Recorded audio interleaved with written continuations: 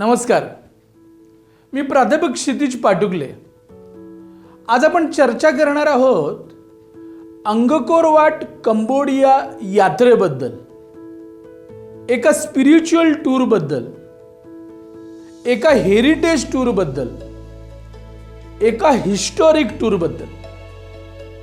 विश्व मंदिर परिषद आयोजित 22 ते 29 ऑक्टोबर या दरम्यान अंगकोर वाट कंबोडिया कोजागिरी वारी अर्थात कोजागिरीच्या काळामध्ये कंबोडियाचं दर्शन, विशेषतः अंकोर वाट मंदिराचं, अंकोर थॉम मंदिराचं, बांटी श्री मंदिराचं आणि एकंदरीतच अंकोर स्थापत्याचं विलोभनीय दर्शन अनुभवणं, अशा प्रकारची ही संकल्पना आहे।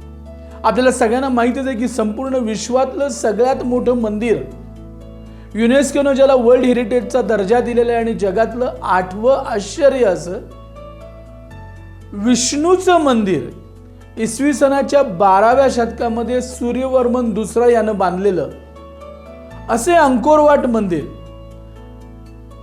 कंबोडिया आणि भारत यांच्यातील सांस्कृतिक संबंध हजारो वर्षापूर्वीपासूनचे आहेत। मात्र विशेषतः त्यांची सुरुवात इसवी सनाच्या 1ल्या शतकापासून झालेली आपल्याला आढळते।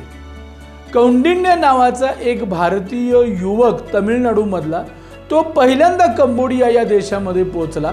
त्यानं तिथल्या सोमा नावाच्या राजकन्येशी विवाह केला आणि तेव्हापासून भारत आणि कंबोज देशाचा एक सांस्कृतिक प्रवाह सुरू झाला। त्या ठिकाणी ज्यांनी राज्य केलं तो फुनान नावाचा राजवंश, म्हणजे श्रीशैल्य श्री पर्वत नावाचा राजवंश, किंवा चेनला नावाचा राजवंश, किंवा खमेर राजवंश, हे सगळे दक्षिण भारतातील वेगवेगळ्या राजवंशाशी निगडित होते।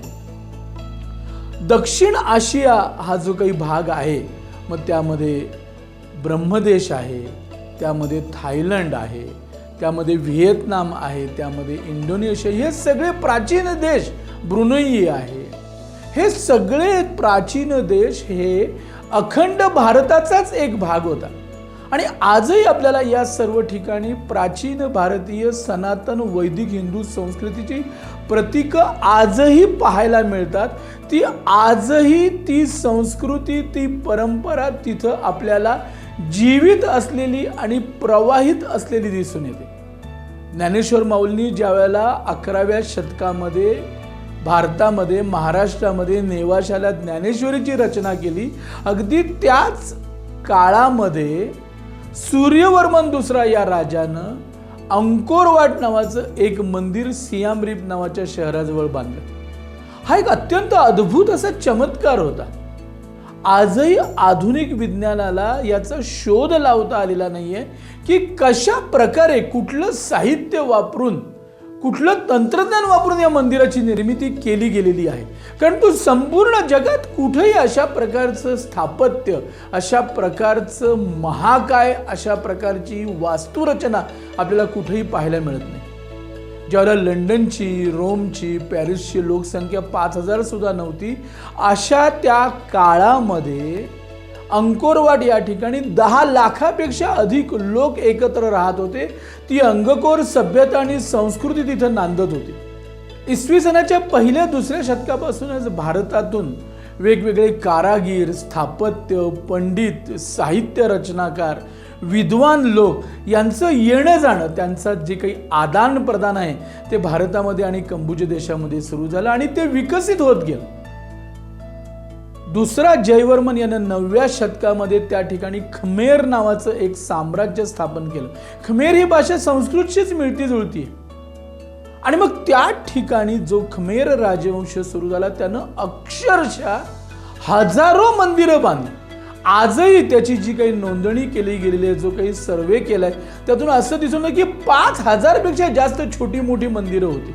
त्यातली आजही 1000-1200 मंदिरं तुटलेल्या, पडलेल्या, ढासळलेल्या अवस्थेमध्ये आपल्याला दिसून येतात। त्यातली साधारण 20 ते 25 मंदिरं पाहण्यायोग्य आज झालेली आहेत। त्यांचं दर्शन घेणं, त्यांना पाहणं, म्हणून नेहमी असं म्हणतो की थायलंडला आपण जातो, व्हिएतनामला आपण जातो, की इतर देशांमध्ये जातो, त्या ठिकाणी जाणं, तिथं मौज मजा करणं, तिथं वेगवेगळ्या प्रकारचे आनंद घेणं, त्या सगळ्या ऐहिक चैन करणाऱ्या आणि शरीराला सुखावणाऱ्या अशा गोष्टींपेक्षाही अधिक काहीतरी विलक्षण असं कंबोडिया देशामध्ये जडले.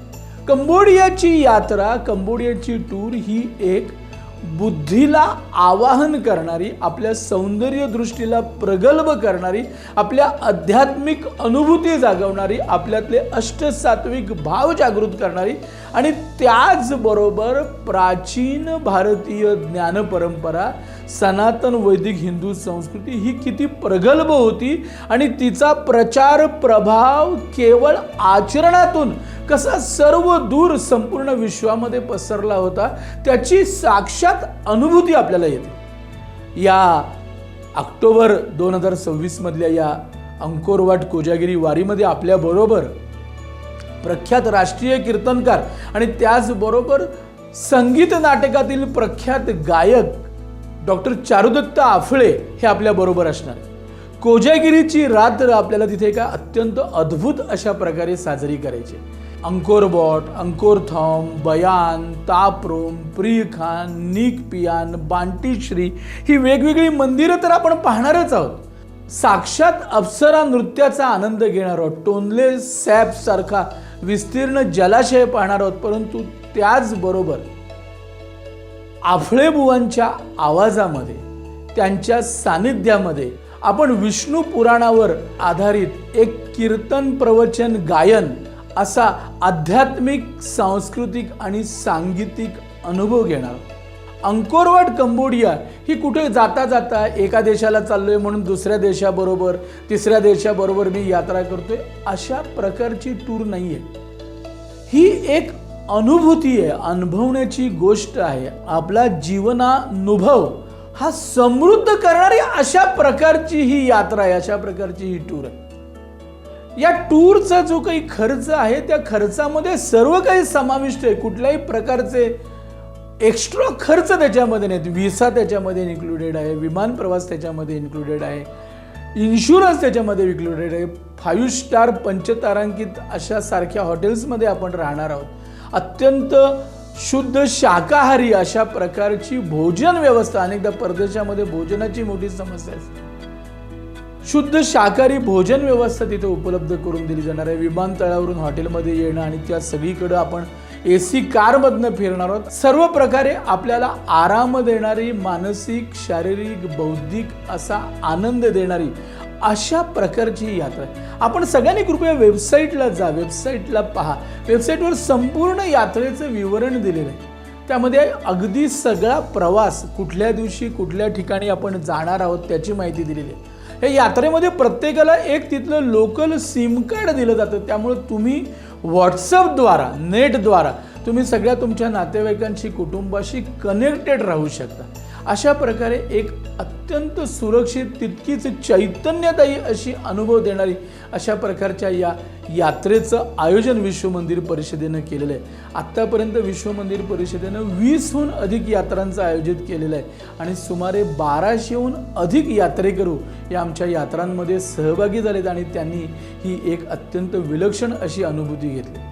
नुसती मंदिरं पाहणं, नुसती प्रेक्षणीय स्थळं पाहणं एवढाच या यात्रेचा उद्देश नसून रोज संध्याकाळी होणारा heritage talk, history talk, spiritual talk, ज्यामध्ये आपण आपल्या मनातले विचार व्यक्त करू शकता, आपल्या शंका व्यक्त करू शकता आणि एका प्रकारे रंजनाबरोबर अभ्यास, माहिती आणि स्वतःचीच पुन्हा ओळख अशी ही एक विलक्षण अनुभूती. मी आपल्या सगळ्यांना आवाहन करतो की या यात्रेची, या टूरची माहिती आपण आपल्या सोशल मीडियावर, आपल्या मित्रमंडळींमध्ये, नातेवाईकांमध्ये, आपल्या संपर्कामध्ये अधिकाधिक शेअर करावी. आपण स्वतः तर या यात्रेमध्ये सहकुटुंब सहभागी व्हावं, परंतु त्याचबरोबर अधिकाधिक आपल्या प्रिय व्यक्तींना यामध्ये सहभागी होण्यासाठी आग्रह करावा.